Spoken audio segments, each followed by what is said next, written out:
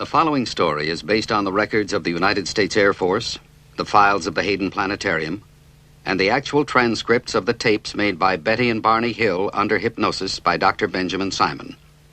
The purpose? To penetrate an extraordinary case of double amnesia precipitated by their claimed sighting of a UFO in 1961.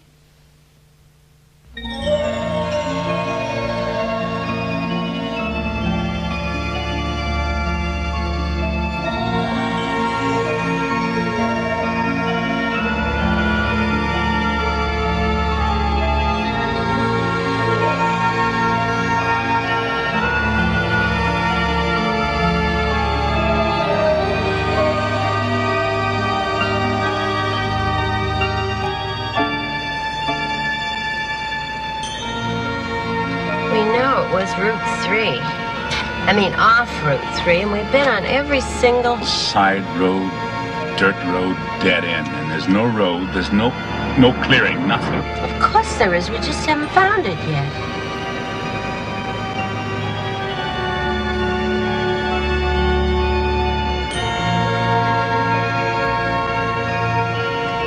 Left or right? I don't know, let's try right. I saw the thing. I knew I saw the thing. But if my best friend told me he'd seen it, I'd say he was crazy. Benny, there have been UFO sightings all over New Hampshire. Are you saying they're all nuts, all those people? Maybe, yeah, maybe. And it's crazy to keep coming back here. It's like a compulsion. Like some of those people you deal with at work. Compulsive gamblers, compulsive wife beaters. What does that make us? Compulsive travelers? What's so bad about that? Because we only travel to Indian Head. We only travel Route 3, looking for a road that doesn't exist. How many times have we been back here, Betty? 7, 8 times. You always end up exhausted and fighting each other. I don't want to fight with you, Betty. Let's not come back. Let's just decide not to come back again. Ever. But we will, you know. Well, you know. Oh, it's funny how we do that. Say the same thing at the same time.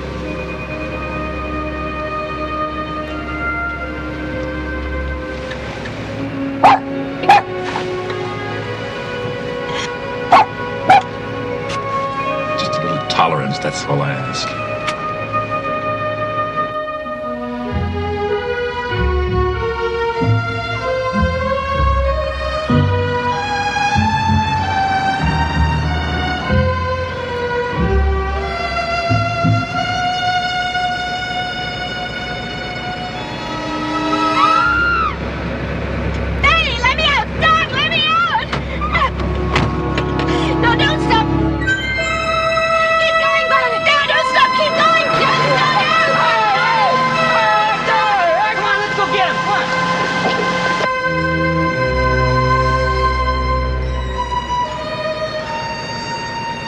The moon sitting on the ground. That was a dream, Betty. The men in the road, I saw the men in the road. And then I saw the moon sitting on the ground. Dreams are dreams and reality is reality. We almost smashed up this car because you had a dream.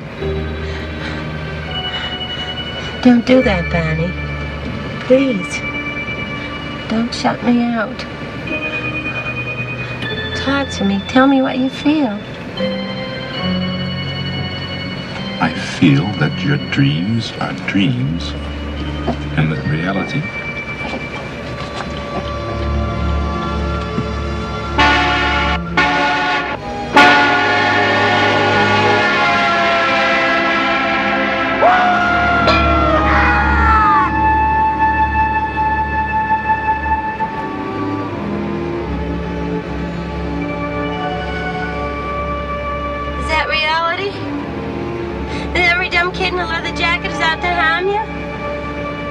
What are you talking about? I wasn't scared, you were. Oh, don't do that, Barney. You were too. I saw your face before. And just now. I was brought up to be careful, remember? It's like an old, scratched, broken record playing inside of me. Be careful, kid, or they'll kill you. Marrying me wasn't being very careful, was it?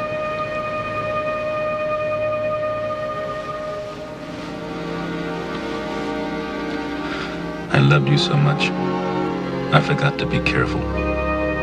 First time in my life, throughout careful.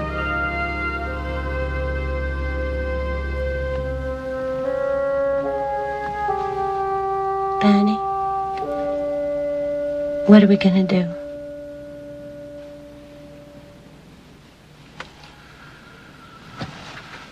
How do I know this thing happened? How do I know I wasn't just seeing things? I'm in this terrible position where I know it happened, but I can't get myself to believe it. And it's bugging me so much that my ulcers are kicking up again. Just when they were getting better. It's worse than that. I'm trying to minimize. I was out of work for 6 months on disability. The doctor said I was suffering from the complete physical exhaustion, anxiety. And Betty was having those nightmares, sudden fears out of nowhere. Things that are really not like Betty. She's so calm. And it's been almost 2 years since the experience? Yes. I keep trying to remember what happened, where we were. There's a whole area that's lost. 36 miles in there. Between the time we saw the UFO or whatever and when we heard the beeps. Now, Concord's about where you heard the beeps. There's a beeping sound. Beep, beep, beep. Is there something shifting in the car? I don't know. Uh-oh. Do you think that thing is back again? How strange. Wait a minute. I wonder if I can make the car do that myself. It was at this moment, beeping, when your memory returned. It's a time previous to this that you can't remember. Yes, Dr. Simon, that's right. I see. We go back there. Weekends, holidays, whenever we get a chance. We were just there a couple of days ago. The 2 Indian head, you mean? Yes, trying to find... sort of woke up from a daze and saw the sign, Concord 17 miles. Suddenly, Concord. It was so strange.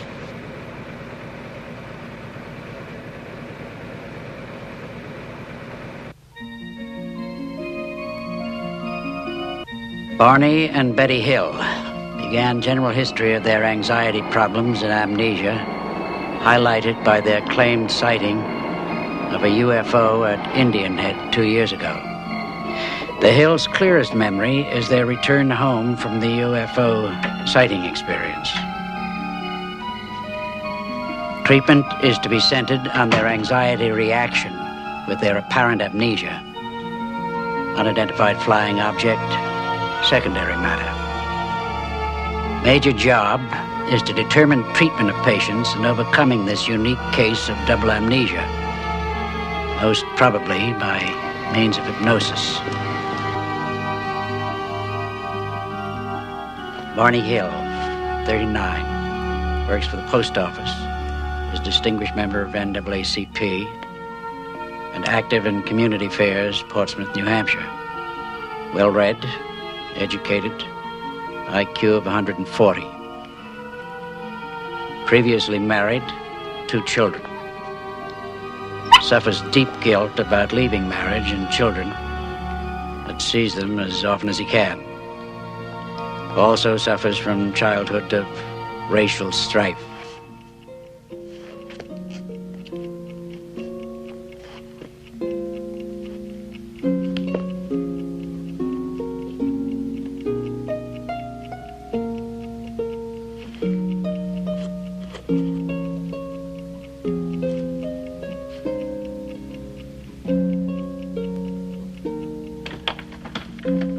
Betty Hill, 42, comes from an old New Hampshire family dating back to 1629. Previously married, 13 years, 2 adopted children, now grown. Returned to university after divorce, received degree, presently works as welfare worker for the state of New Hampshire.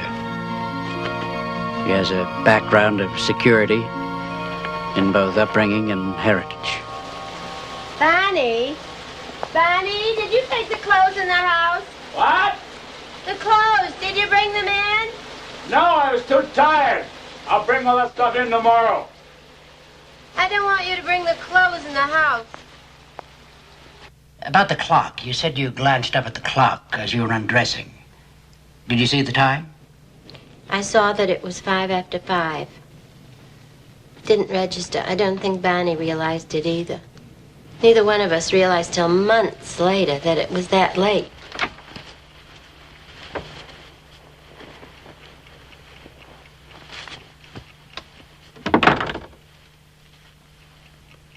Wasn't that strange, Barney? Whatever it was.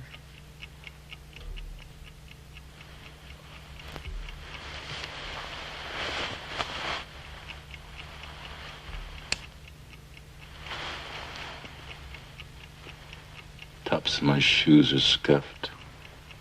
What?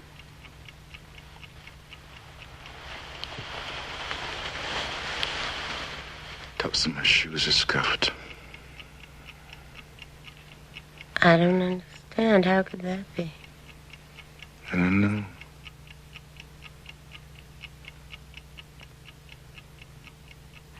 Now, Mr. Hill, when you woke up the next morning, did you experience any particular discomfort on your groin? No. It was there. I could, just had a feeling. But there was no pain or anything. Well, how much later was it that the warts appeared? Oh. 2 months, I guess, before they actually appeared. Before I actually saw them. Because I had a feeling before they actually appeared. So he went to the doctor and he diagnosed it, and by means of electrolysis, he was able to get rid of them. Yes, sir. And you haven't been in trouble with them since? No, I haven't. I see. Please, continue.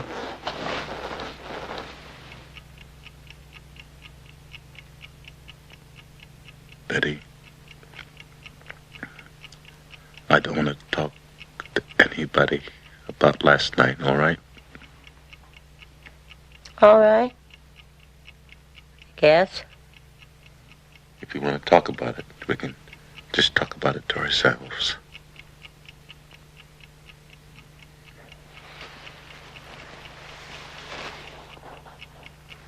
But we can't just not talk about it, you know. I know that. I want to talk about it to you. I don't like feeling alone with this thing. You're not alone with it, love. How could you be? We wondered about it, and we talked about it, and then I asked Barney if he thought we could draw what we saw. And he didn't want to do that. But Betty found a way to talk me into it. Well, I'm good at that. And then when the drawings were identical, well, Barney thought they were only similar. I wanted to call my sister, and Barney didn't want me to do that. He got angry. And then when she wanted me to check for radiation, Barney got really upset. Where's the compass? Where's the compass? I don't know what you're talking about, Betty. The compass, where's the compass? I don't know where it is. How am I supposed to know where the compass is? Come on, Barney, you're a big help. It's in the drawer where it always is. Why don't you look before you ask? It's always there in the same place. Betty, listen. I think you're getting too excited about all this, and I think you better calm down. I think we just better forget about all this. Barney, would you please come outside and look at the back of the car and see what happens to this compass? Janet says a compass works like a Geiger counter. And if the car has any radiation... Oh, Betty. It's all so ridiculous. A car is made out of metal, and any metal would attract a compass. The compass just went crazy. Near the trunk, the spare tire. Not near the battery, or where you'd expect it to. And there were these strange, shiny spots on the back of the car. I finally got Barney to come out and look at them. I figured if I humored her and looked, she'd calm down. Well, did the spots stay on the car? No, they disappeared. They didn't disappear. At least not right away. What happened is that when I had the car washed, they stayed. All right. Now, let's go on. Janet, it went crazy. Yes, the compass, and there were strange spots on the back of the car. I couldn't call anybody. They laugh at me. No, I'd be embarrassed, and Barney and I decided not to tell anyone, not anyone else. Were you able to deal with that, to live with that? Yes. Well, yes and no. You see, so much of our life was so happy. We'd only been married about a year, and so many things were new, especially for Barney. Why especially for Barney? Well, the only change in my life was that I was married to Barney. I lived in the house where I'd lived for years. I had the same job and the same friends. But for Barney, everything was different. He lived in Philadelphia in what was really an all-black society. And here in Portsmouth, it's pretty much an all-white society. It wasn't just a new marriage for Barney. It was a whole new life and new friends. Barney makes friends so easily. Our best friends then were Jack and Lisa McCraney. Jack's a lieutenant colonel at the Pease Air Force Base, and he and Barney just hit it off. I knew Barney wanted to tell Jack about what we saw. He kept putting it off. But I finally came out with it. The sighting, if it was a sighting, was still gnawing away at me. The sighting itself? No. Whether or not there was a sighting, and whether or not I was, we were seeing things. And Jack just confirmed my suspicion. He said in so many words that anyone that said they saw a UFO was nuts. And that only made things worse, you know. They were our best friends. They were around all the time. We could talk to them about anything at all. Except UFOs. That subject was just plain taboo. And those terrible dreams were starting. Had you told Barney about your dreams yet? I'd mentioned them.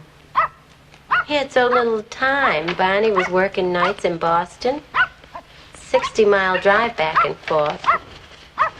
We were, except for weekends, we were sort of passing in the hallway.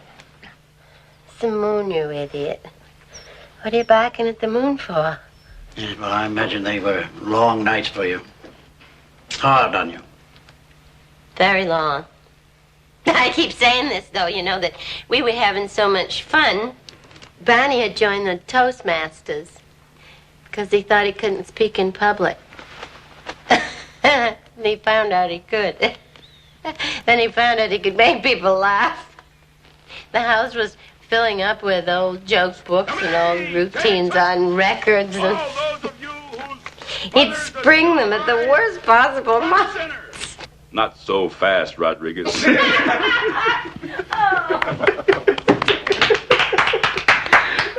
Barney, just sit down. You'll be late. Bossy little thing, isn't she? You never knew she was the oldest of 5 children. Just grew up bossing everybody. Do me a favor, Barney. Wouldn't you really like to sit down? Call off your dog, Bossy. Yeah, just like that, it would change and everything would get terrible. Like that night, Jack and Lisa were having their problems. And Lisa knew we thought we had seen something. Somehow we got onto buried Goldwater. Goodness only knows how we got onto buried Goldwater.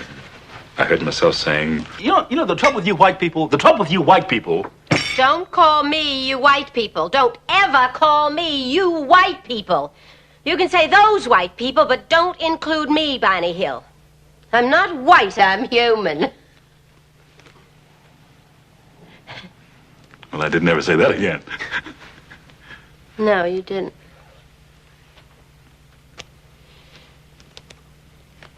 And then they were getting ready to leave, Barney, too, because he had to be at the post office by 9. And when they all were saying goodnight, you could have cut the tension with a hatchet. My fellow citizens, let no one doubt that this is a difficult and dangerous effort on which we have set out. The path we have chosen for the present is full of hazards, but it is the one most consistent with our character and courage as a nation and our commitments around the world. And then Barney came back. He said he was going to call in sick. He was so worried, and he was just lying there with this white cloth over his face to help his headache. Better? Not much. Barney, I want to ask you something. I can't, not with that thing over your eyes. It was your idea.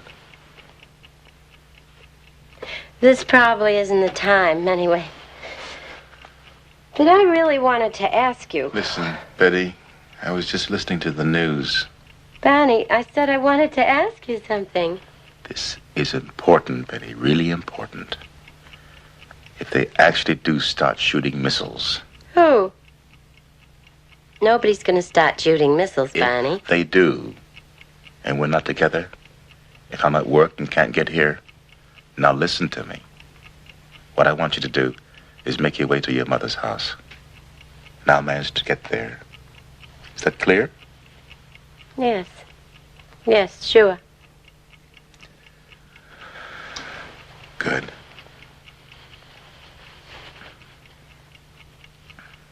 Barney, what I wanted to ask you before was how come we can talk about this UFO business together and wonder what it was together? But with Janet, with Jack, it was a plane, period. With you, I can look like a fool. But with my friends, I can't afford to look like a fool. I got to hate that washcloth. More and more, he'd just lie there with it over his face. Just kept calling in sick. Well, I was sick. The ulcers, the headaches. Yeah, I was worrying. I mean, I've always been a worrier, but this is really getting out of proportion. Worrying about things that I didn't have any control over. I really thought we were going to be attacked. By whom? I don't know. Well, I thought Russia, but I don't know. And were the nightmares continuing, Betty? Yes, on and on. I started writing them down. I'd get up in the middle of the night and write till I was exhausted. I had done that before. When things upset me, I would write them down. It would help. You still have a copy of those dreams? Yes, I stuck them away somewhere. You know, that's funny. I'd forgotten I wrote them down. Because I'd like a copy of them, if you don't mind. Oh, sure. I'll look for them. And it was about this time, Barney, that you went to see the doctor, and he suggested that you take a rest, take a sick leave. Yes, it was about this time. So, I just started staying home, trying to relax, work in the garden, read, stuff like that. The kids came more often. I could see them more often. They really liked Betty. I mean, they got along well with her. They really loved her. Because I used to tease her. I told her that it was her cooking they loved. But, mainly I was just lying around and reading UFO books.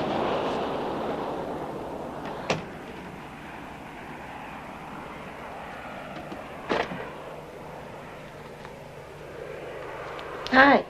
Hi.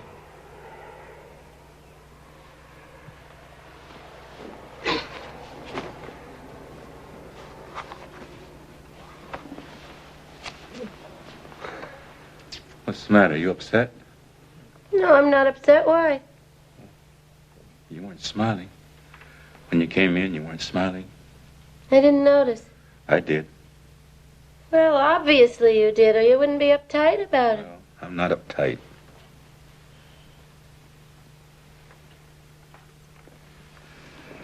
Sorry about that. I'm uptight. What about? Well, if I knew I wouldn't be lying around this house all day, would I? Wouldn't be reading these stupid books. My eyes are folding in until... What?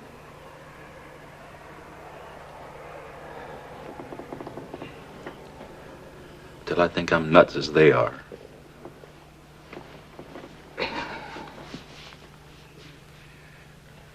When I asked you to marry me, you said you wanted a psychiatric evaluation. But don't laugh. You may have been right. Oh, what do you mean?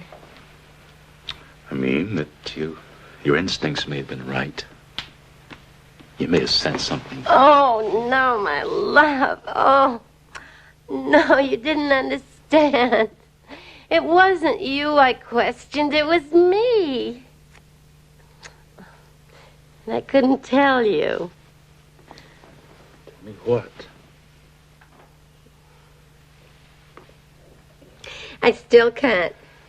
Listen, don't you know by now you can tell me anything?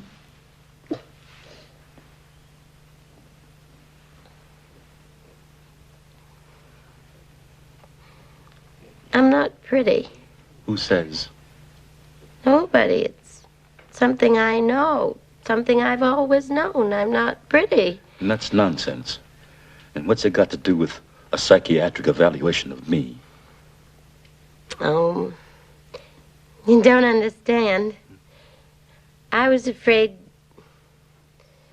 you thought you loved me. You thought I was pretty because I was white.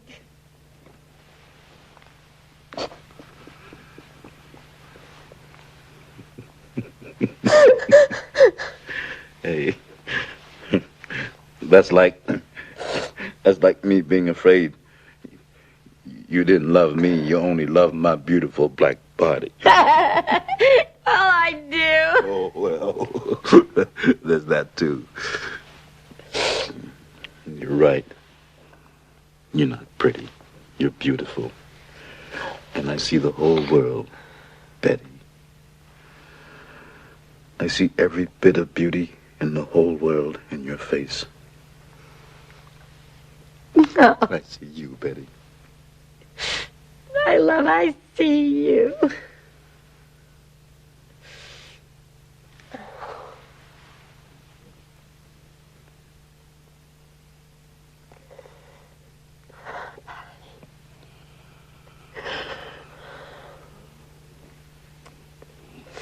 This is the way it should be. This is the way it was. Well, finally I convinced him that we had to report it. She cried. That's really what did it. Well, whatever did it, we did call. Yeah, I wasn't too impressed with how the Air Force handled it. But when Wayne Webb from the Hayden Planetarium contacted us, then I knew that Betty was right. And that we had to tell everything we saw.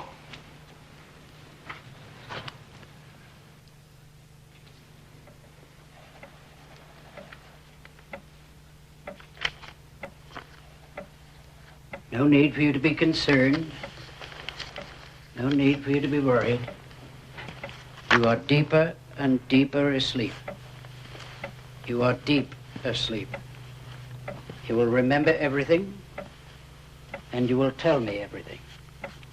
It is now September 19th, 1961. You will remember everything, and it won't trouble you.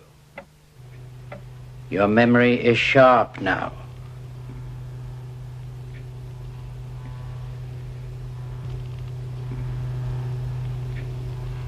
I want you to go back to the time of your vacation in Montreal, beginning with the time you left your hotel in Montreal.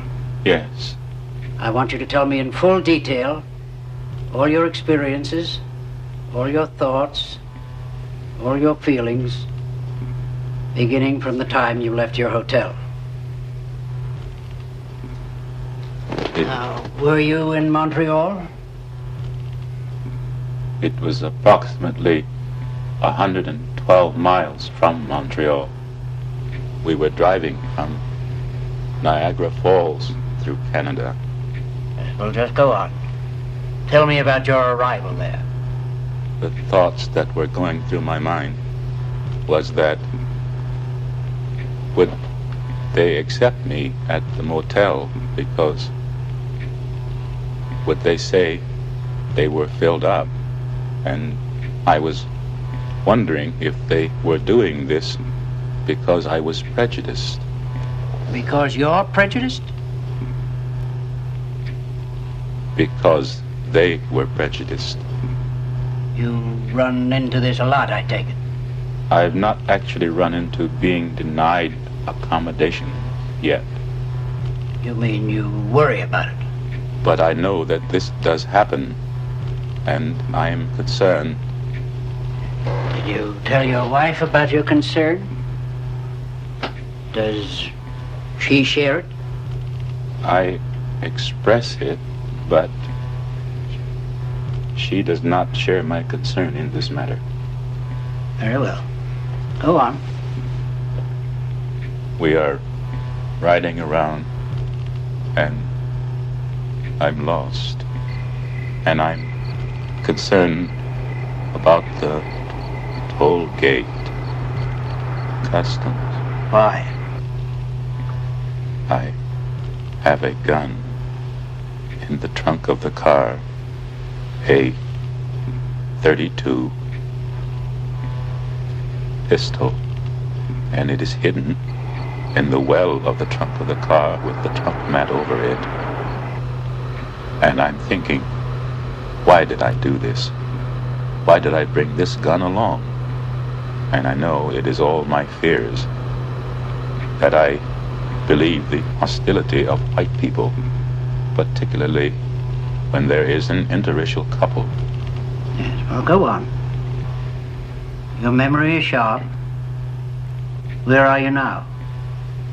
Now, we're in the country part of New Hampshire on Route 3, and I'm thinking, I've got to get a hold of myself and not expect hostility when it was no hostility there.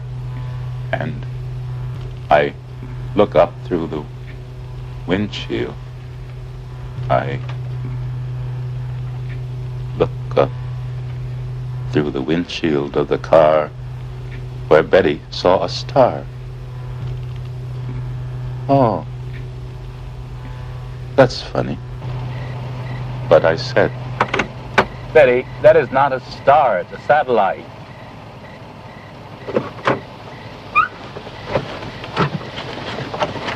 Come on, Dulcie, let's get up. Hurry up, Betty, so I can see. It's not a satellite, it's a plane. Barney, what kind of a plane is that? What kind of plane was it? It is right over my right, and it does not go where I thought it would go. Barney, I'm asking you a question. What kind of a plane is that? Oh, that's funny. It was funny. They're coming around toward us. They're changing course. Just a Piper Cub. Barney, it's not a Piper Cub. You saw a small plane. Barney, that's not a plane. It's still following us. Barney, where are you going? I just want to see it. Still there. It's coming closer. It is not. It is not coming closer. Just way up there. Betty, what are you trying to make me believe?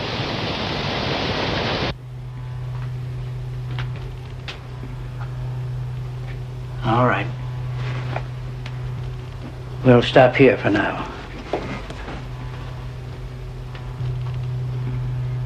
Just relax. Be comfortable. Until you hear me speak again, you won't hear any sound here. Just rest and be comfortable.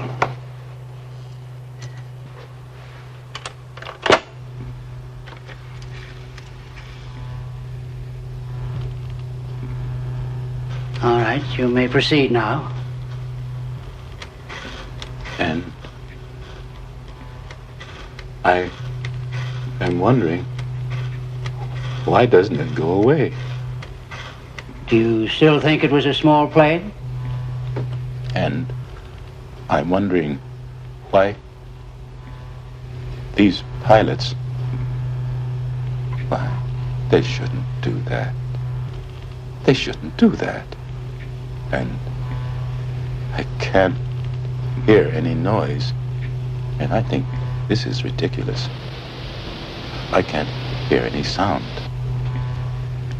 And I want to get back in the car and get out of there. I gotta get out of there. And it is still coming around towards us. And I look up and down the road, and I think how dark it is. And I think, what if a bear were to come out? And Betty is looking. I think she said, and I'm mad with her. I think Betty is trying to make me believe this is a flying saucer. And I am wondering, why doesn't it go away? I want to wake up. You won't wake up. You're in a deep sleep.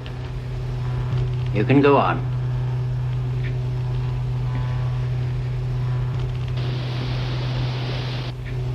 It's right over my right. What is it?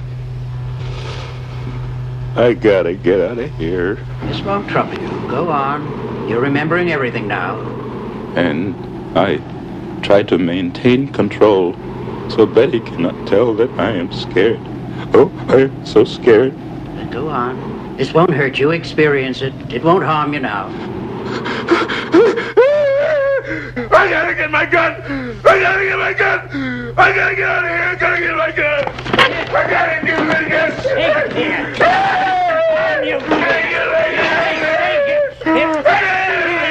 Nothing can harm you here! Here. You're in a deep sleep. You can remember nothing. Now calm yourself. Calm yourself. Here, come on. Now, come on back. And sit down.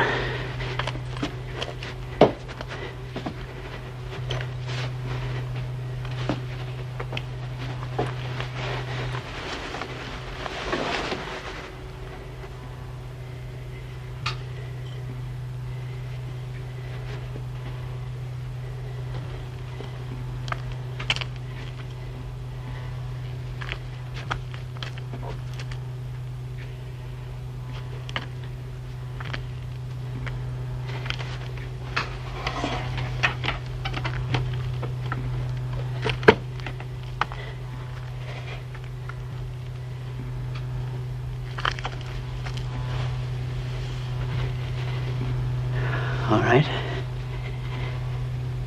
You can wake up now.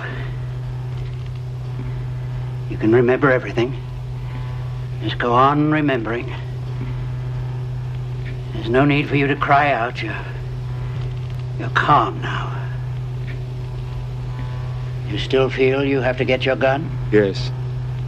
It meant to harm you, you felt? Yes.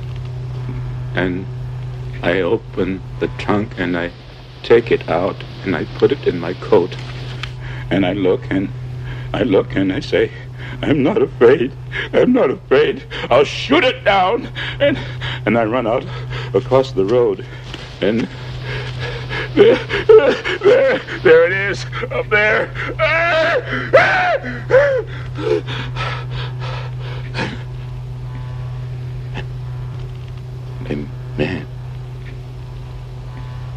A man. Is he a captain? What is he?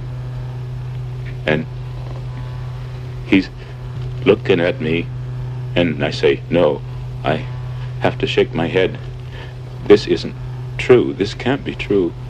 And it's still there.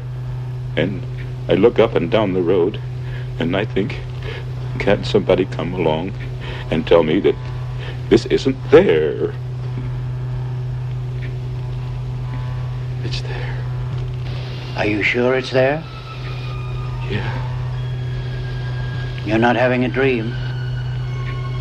And I touch my right arm. It's not my right, it's my left arm. And it's there. If I let my binoculars fall and dangle, maybe it won't be there.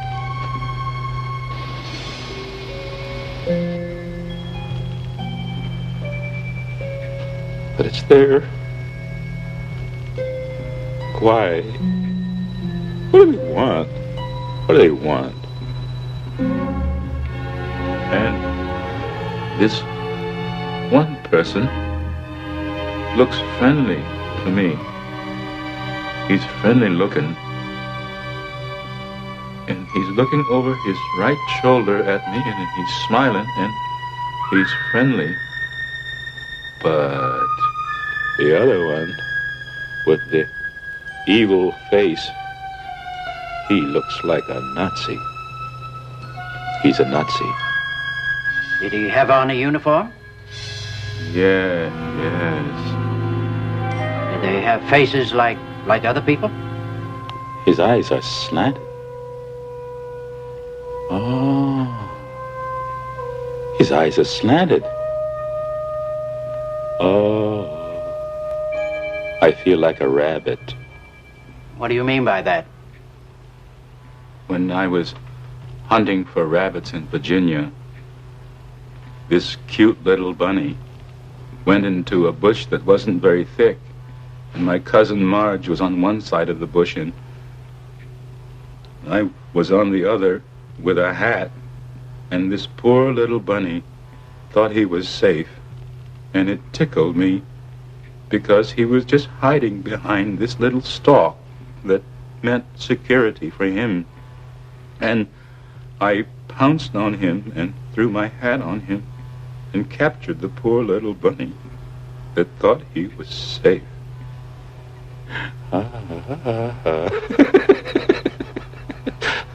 Isn't that funny?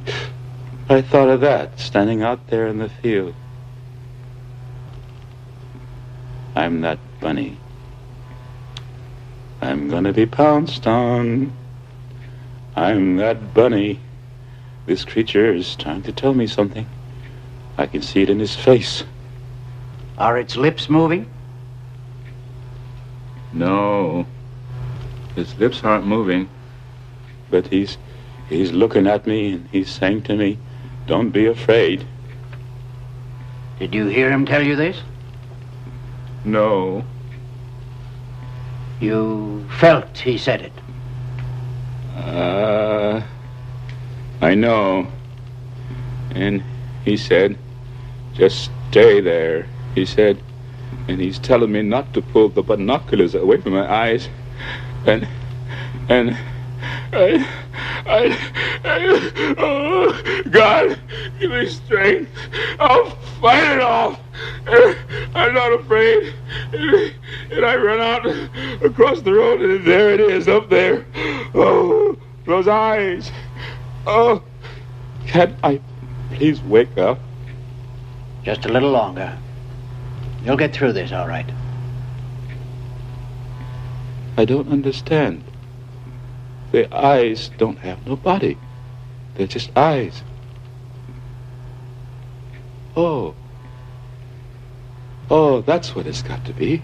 It's a wildcat up a tree. That's what it's got to be. Oh, I know. It's the Cheshire Cat in Alice in Wonderland.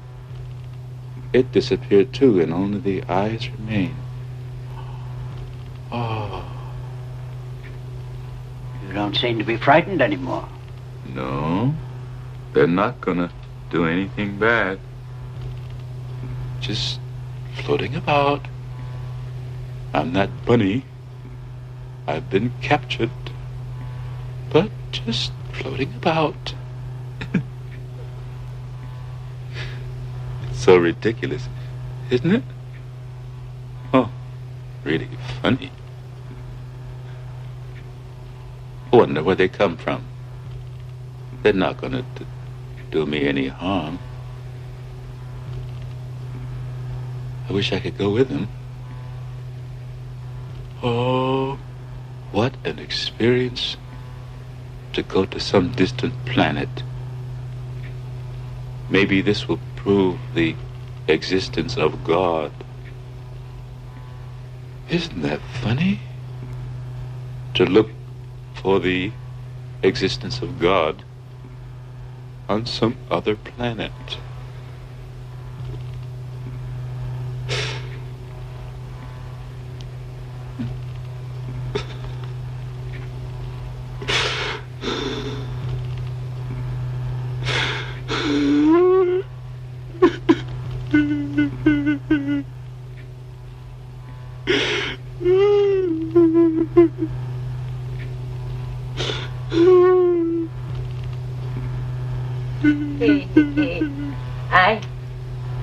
I don't know if he was laughing or crying, but he said to me they were going to capture us. They're going to capture us.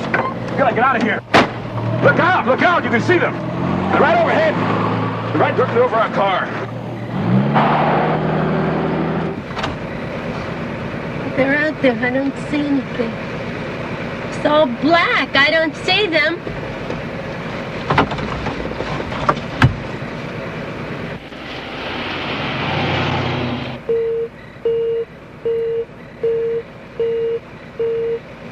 What's that? What's that noise? I don't know. Now, just a moment. This was the first series of beeps, when your amnesia begins. I don't want to. There is the second series of beeps, when your memory returned. I don't know. Well, you will remember, clearly.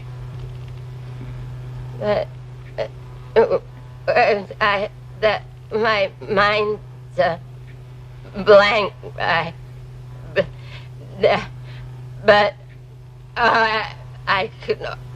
I almost remember. You can remember. Oh, I get this point. I can't get beyond those beeping. You can get beyond it. It's all right. You've never remembered it before. This is the 2 hours you could never remember until now. Because you're there now. It's all right. Go on. Remember. No need to be upset.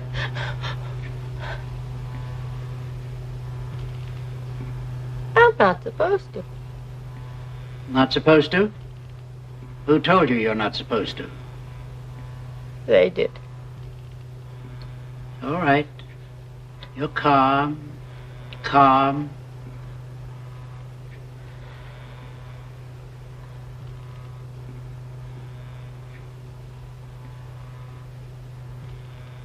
We're driving along.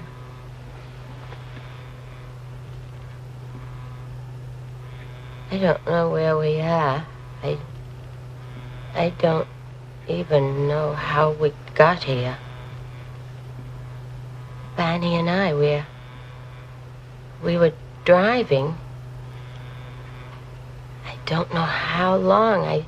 I don't know how long. We haven't even been talking. I was just sitting there, feeling that something's going to happen. I'm not really too afraid. Like them, now I am. That time I didn't feel afraid. Why are you crying if you're not afraid? I'm afraid now. But then I wasn't afraid. I was afraid. I was afraid when I saw the men in the road. The men in the road? I've never been so afraid in my life before. Tell me about the men in the road. It's all right. You're safe here. Tell me about the men in the road. Betty, don't fall asleep. I want you to stay awake so you can remember. Tell me about the men in the road.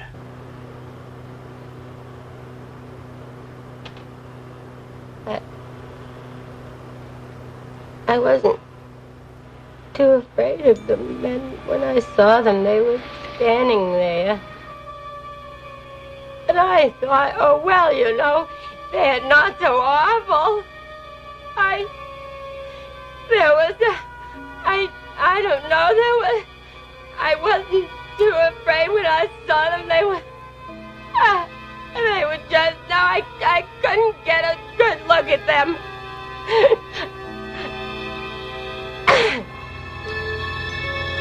Maybe their car's broken down. What are they doing here? And then they started coming to us. And then when they did that, I got really scared. And Barney tried to stop the car. And when this... What was that? I didn't hear that. I thought if I could just get my hand on the door of the car and open it, I can run into the woods and hide. And Barney is yelling. They're going to capture us. They're going to capture us. They're coming closer. Oh, my. Oh. Closer. I just put my hand out. I put my hand on the door of the car. And I'm going to open it. And they open it for me. They open the car door. This man. Now there's two men behind us. Oh, there, 1, 2, 3 men. And there's 1, 2 more men behind them.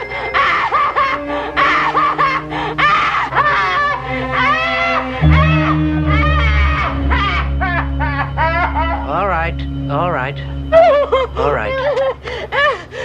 You'll stop there for now.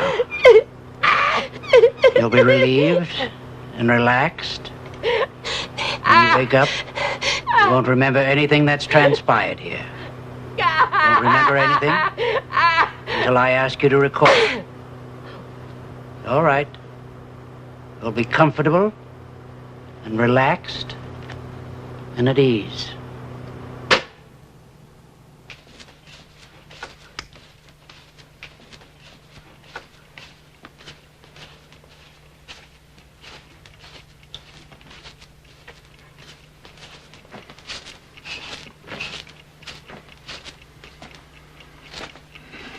Oh, the beautiful people.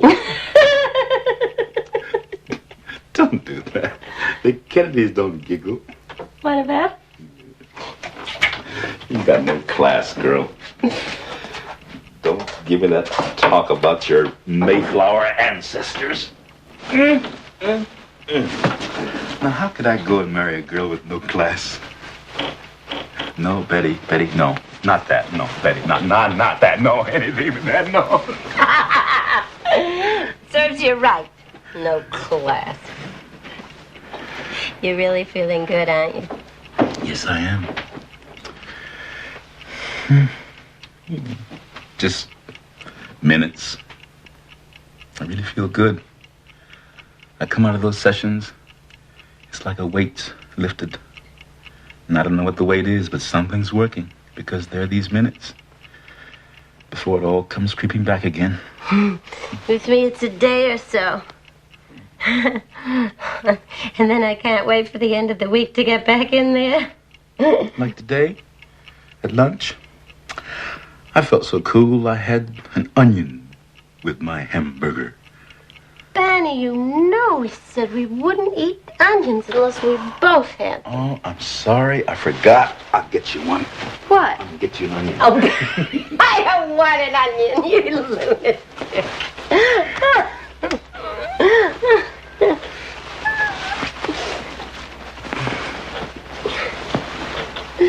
It's really strange, isn't it? It really is. So amazed. So curious. Just dying to find out what's going on in there. So am I. It's amazing. I didn't think I could be hypnotized. It's so unlike me. Just have to be in control all the time. But I walk in there and bang! I guess I trust him. Me, Barney Hill, trusting somebody. Except me? In him. Yeah, it's funny. I trusted him right away. So did I. Oh, yeah, but you're used to trusting people. You know me. I'm not paranoid. It's just the whole world is out to get me. Especially boys with ducktail haircuts and old ladies. Old ladies? What, are you kidding? Yeah, sort of. No, not really. My earliest memory, except that I don't think it was really a memory, just that my mother told the story so much that I feel I remembered it. I was just a baby, 6 months, 9 months, and we moved into an all-white neighborhood in Philadelphia. And my mother put me out on the porch in a carriage. She came out just in time to see an old lady sneaking across the porch with a pot of boiling water, and she was going to dump it on me. Oh, Barney. You're not crazy. Well, I don't know. Maybe it didn't really happen, but I grew up on stuff like that. All those summers in Virginia. I remember my uncle and all the men on the farm sitting up on the porch all night with their loaded guns. All night because they were coming. They said they were coming, but they didn't come. I know. No. I don't know. Well, there's no way I could ever know, is there? No, thank God. My fears? You know, it's odd. My fears aren't ever of the real. No, it's what I don't know. The unknown. Death. Lost time and... Really. The unknown. It's not that frightens me. It's not being in control. The idea of not being in control.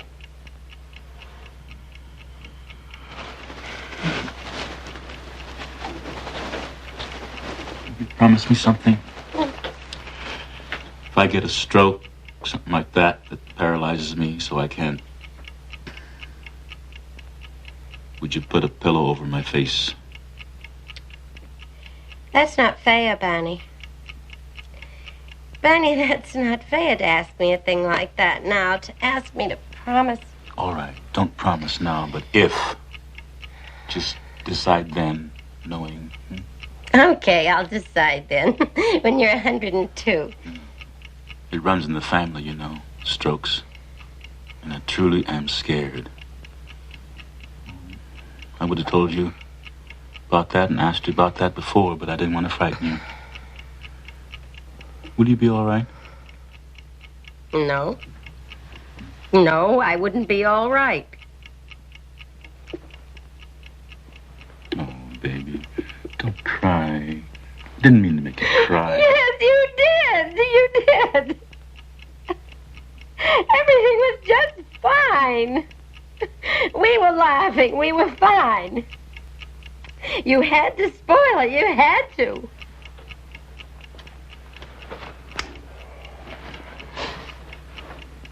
I'm sorry. I know. So am I. Oh, we're always sorry. We keep right on doing it. And we're sorry. Why? Oh, will we ever know why? Go on, Betty. It's all right. You can go on now. I don't know what happened. You can remember everything now. What did these men look like? Did you see their faces? No. How were they dressed? Did they have on a uniform or ordinary clothes? I couldn't say. I don't know. I can't remember. I'm not supposed to remember. All right. Your memory is sharp now. You needn't worry.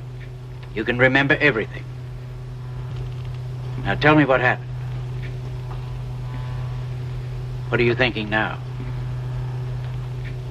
I'm thinking I'm asleep. Asleep in the car? I'm asleep and I've got to wake up. I don't want to be asleep. I keep trying to wake up. And then I open my eyes. I'm walking through the woods. I open my eyes quick and I shut them again. And Barney is behind you? There's a couple of men behind me, and then there's Barney. There's a man on each side of him. And my eyes are open, but Barney's still asleep. He's walking and he's asleep. And then I begin to get mad. And I said to myself, who the heck are these characters and what do they think they're doing? And I turn around and I say, Barney, wake up. Barney, why don't you wake up? And I'm getting really annoyed at Barney. And I say, Barney, wake up. Is Barney his name? And I wouldn't answer. And then the leader, there's no reason to be afraid. We just want to do some tests. And then when the tests are over, we'll take you and Barney back to your car. You'll be on your way back home in no time. And then come to a clearing. And there was, I wish it were light so I could get a better picture of it. There's a ramp to the door. The object was on the ground. The moon sitting on the ground. The object was on the ground? I think that's the same one I saw in the sky. And I thought it was the moon.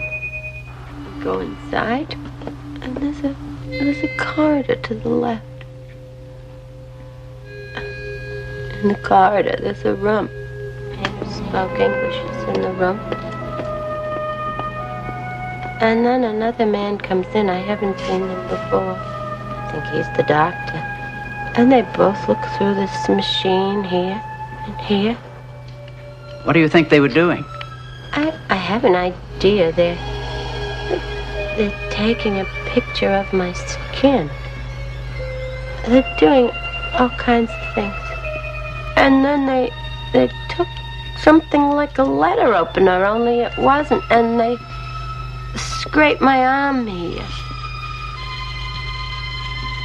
And then they put the little skin scraping in a piece of cellophane or plastic, something like that. And then they feel my hair, the back of my neck, and take a couple of strands and pull it out. And the examiner tells me to take my dress off before I even have a chance to stand up to do it.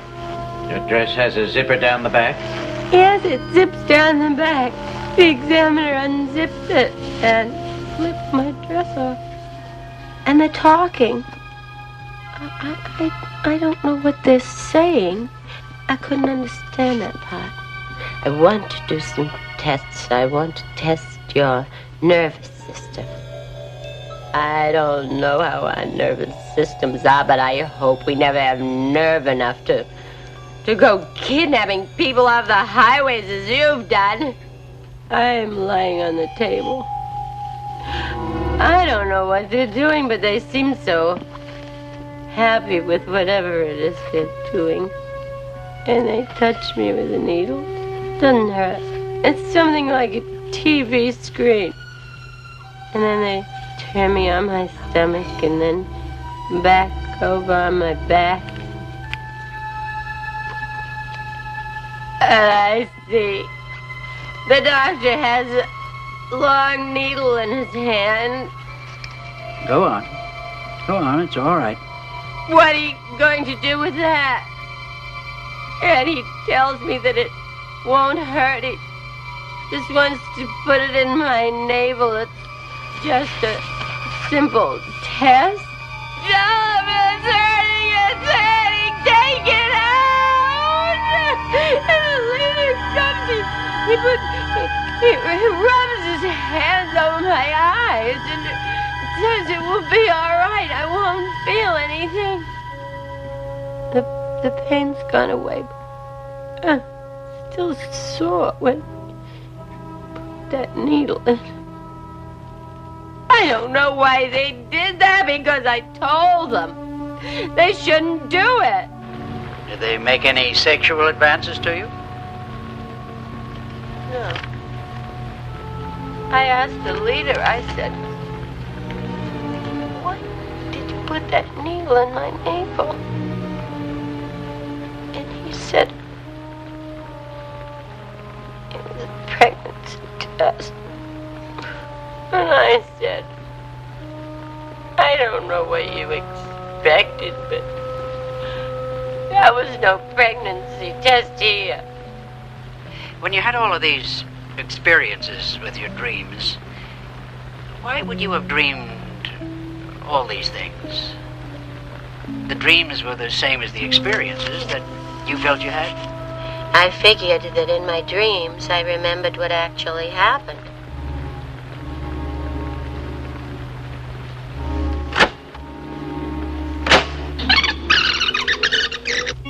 Did these men speak to you?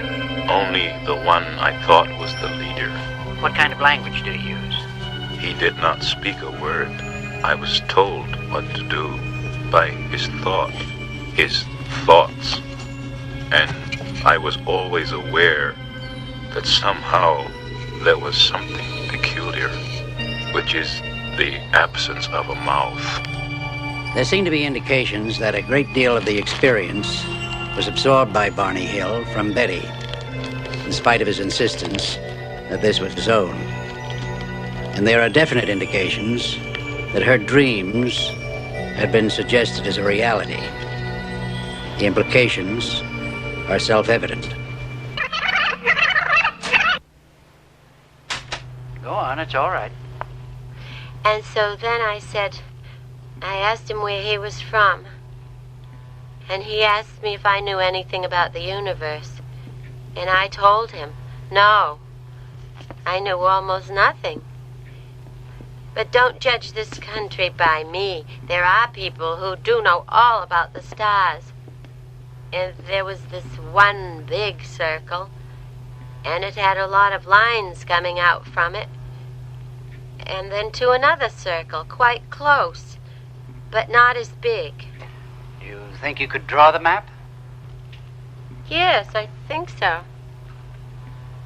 He said these were places they went to occasionally, and the broken lines were expeditions.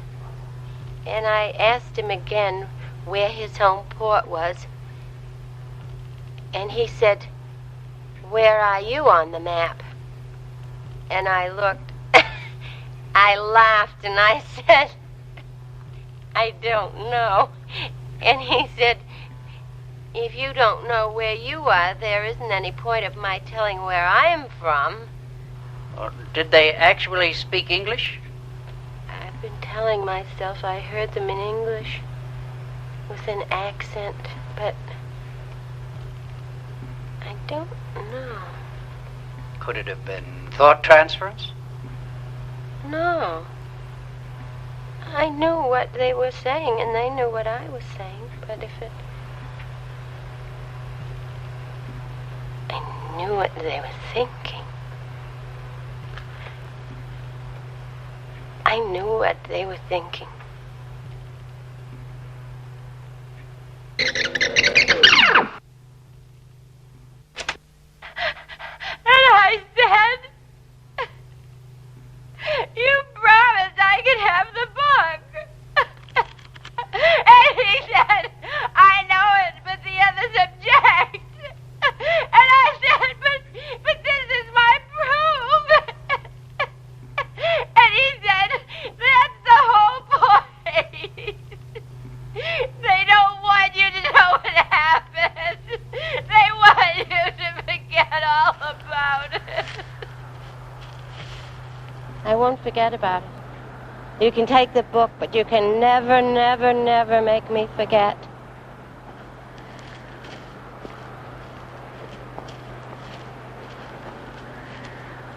I'll remember if it's the last thing I do.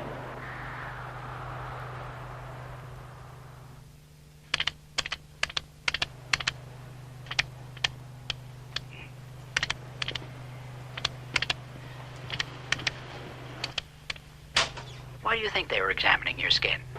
You suppose it was because your skin and Barney's skin were of a different color? I don't know. I think it's because their skin and mine were different. And I started to get out of my car, and I felt myself supported by two men, and my eyes were closed. Now, just a minute.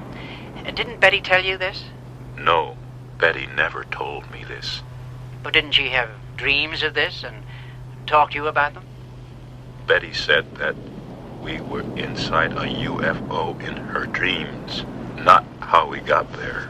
Yes, but didn't she tell you that you were taken inside? Yes, she did. Well, then she told you everything that was seen inside, and about being stopped by these men? No, she did not tell me about being stopped by the men. She did not have this in her dreams. I saw this.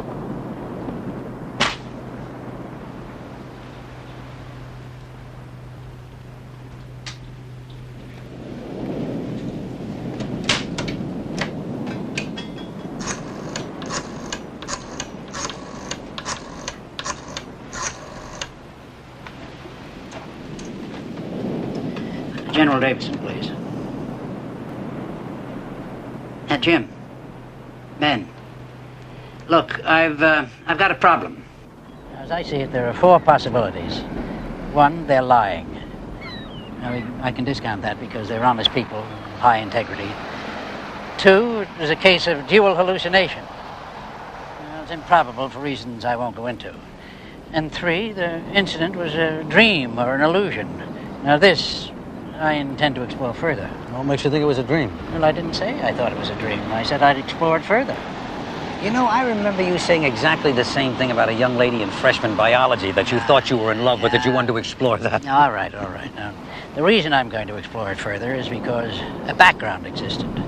A sensitized background existed on which a fantasy could be imprinted to be experienced later as a dream. Now, hold it, Ben, you lost me. Yeah, well, forget about that. I can't discuss the personal aspects of this. But what I really want to know is the sighting of a UFO probable? More important than that, has there ever been an actual case of an abduction aboard a UFO? Is that possible? Do you want the official Air Force position, or... Well, I want whatever you can tell me. All right. The official position is, we don't know. Now, you think you could take that a step further? Yeah, but not too much. Because each year, after investigating about 1,500 reports of UFO sightings, We've come up with a 95% explained natural phenomenon. I mean, balloons and things. Balloons, weather inversions, kooks, and 5% unexplained. Now, that unexplained is never denied. We just file it under the heading of insufficient data. But Ben, as a friend, I tell you, I wonder about that 5%. There are just too many reports, good people, sound people, and we can't seem to find any answers that make any sense. So as for the sightings, yeah, I really wonder about them. But for an actual abduction, now that I never heard of. And offhand, I'd say that it's Extremely unlikely. No, I'm not saying that. What I'm saying is, I think a sighting is possible. But an abduction? Ben, I'd have to have an awful lot of proof, an awful lot of facts. So you're saying that without the facts, you'd consider it highly improbable, even impossible? Yeah, Ben, that's what I'm saying.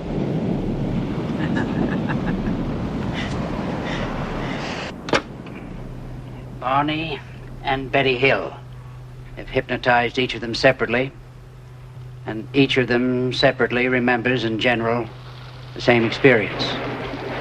I suspect that in this stage of therapy, the sighting of an object, which could possibly be a UFO, triggered an externalized fantasy, a fantasized trauma which the Hills have projected their inner turmoil. I just had a hysterical thought. What if Dr. Simon were a spaceman? Oh, Betty, don't be ridiculous. Neither Barney Hill nor Betty Hill realize that their experience, as described, is almost identical to the long report that she wrote about her dreams. If he changes his mind and decides not to let us start listening today. Of course he's gonna let us listen. He said so. Oh, Barney, don't be ridiculous.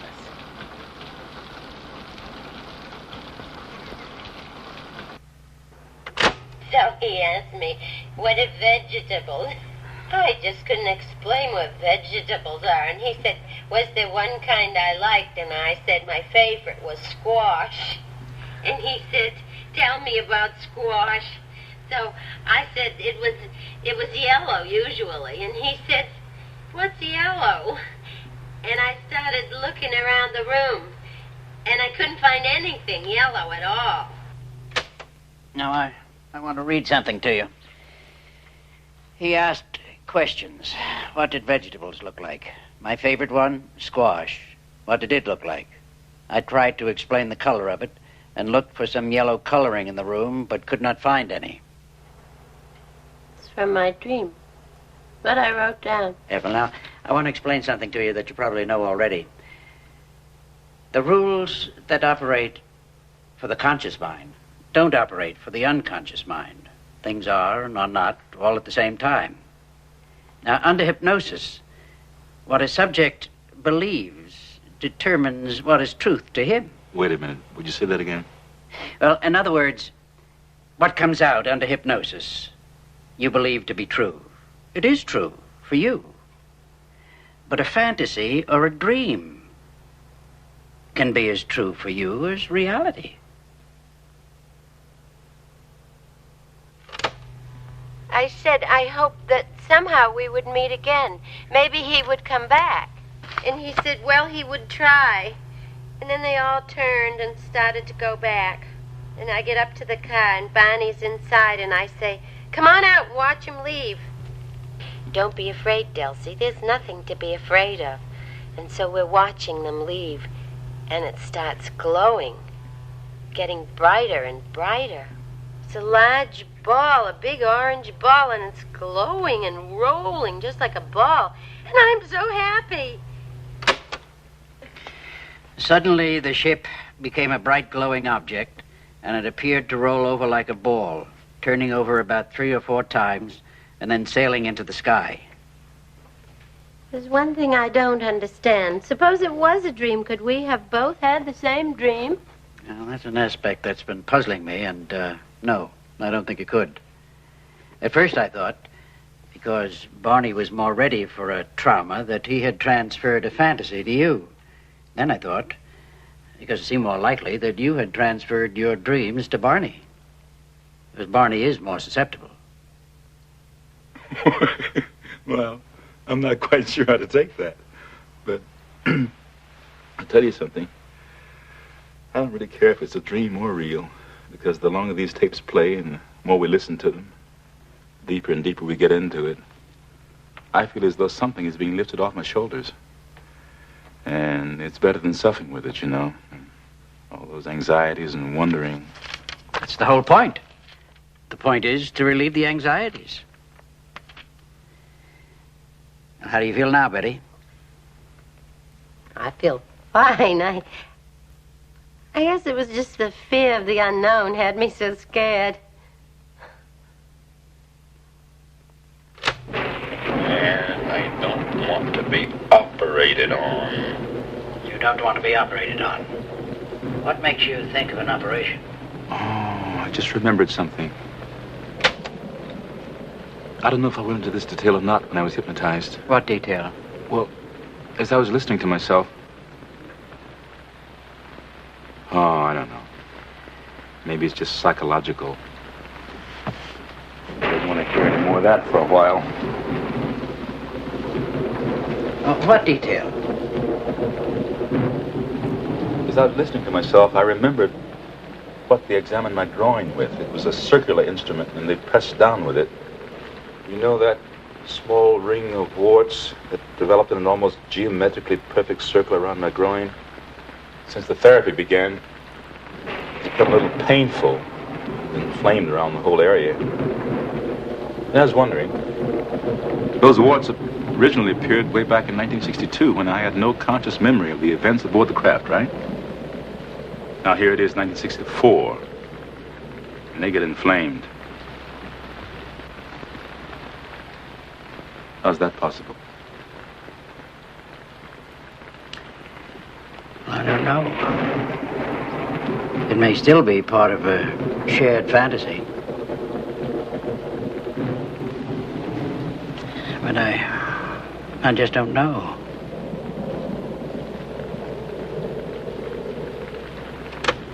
I want to wake up. You won't wake up. You're in a deep sleep. You can go on. And I look and I say, I'm not afraid. I'm not afraid. I'll shoot it down. And I run out across the road. And there it is, up there.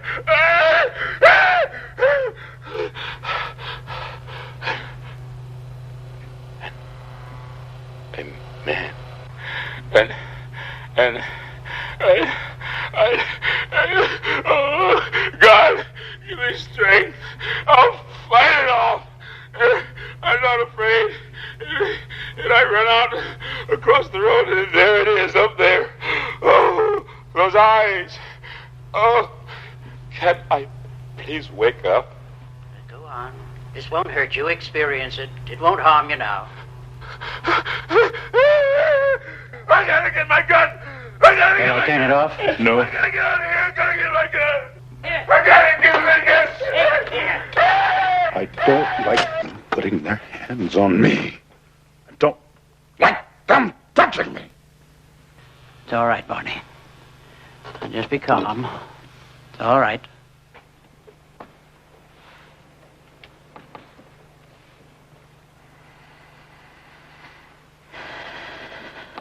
Dr. Simon, I don't want to offend you in any way, you understand?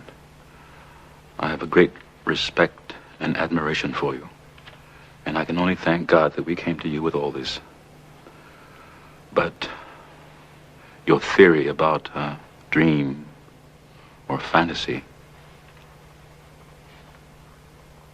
it's real. It did happen.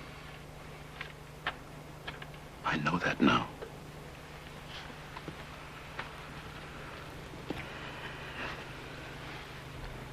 I know it.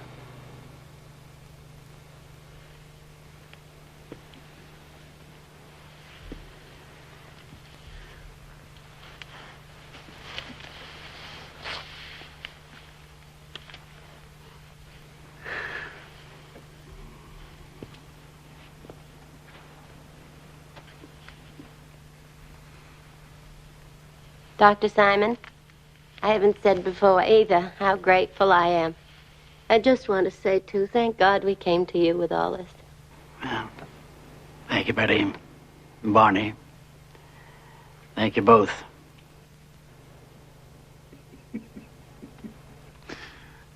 I had the feeling, listening, that I gave you a few bad moments there. Oh, I tell you. His little old heart went pit-a-pat a couple of times. You're a big man, Barney, and going for your weapon. Yeah.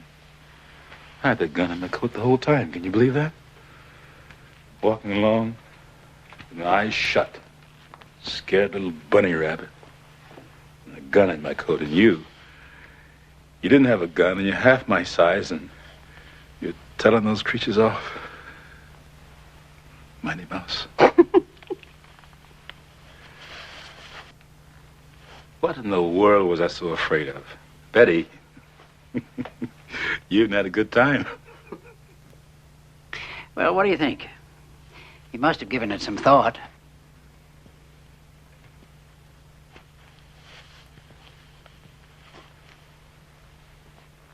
The bunny. Capture. Bondage.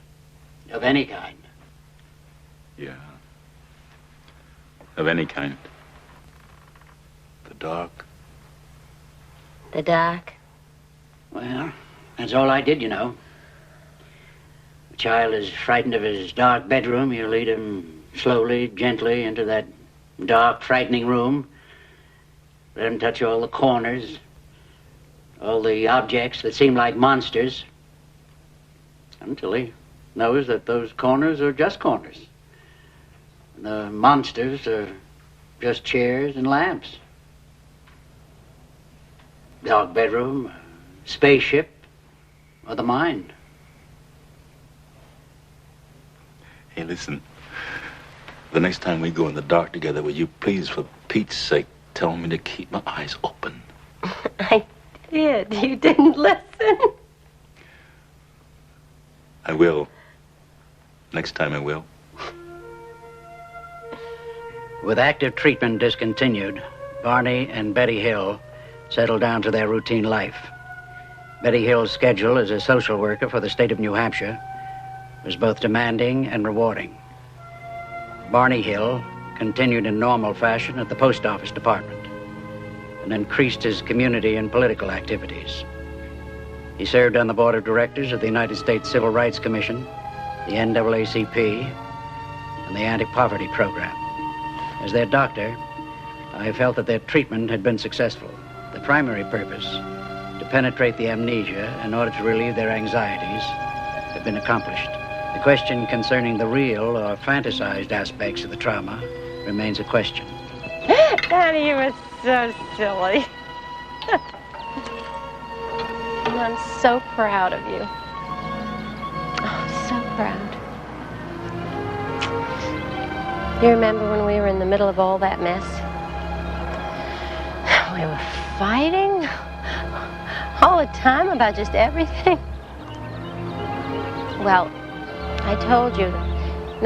First you said that, well, you know, you were talking about if you had a stroke, and you asked me if I would be all right. I remember. And I told you I wouldn't be. Well, Barney,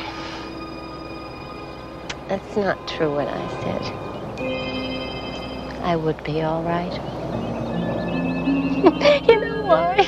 Because you've given me so much love, so much laughter, snatches of song. Last the rest of my life. So I could be alone if I had to. And I would be all right. And you made up for every bit of unhappiness that I've experienced in my whole life. Oh.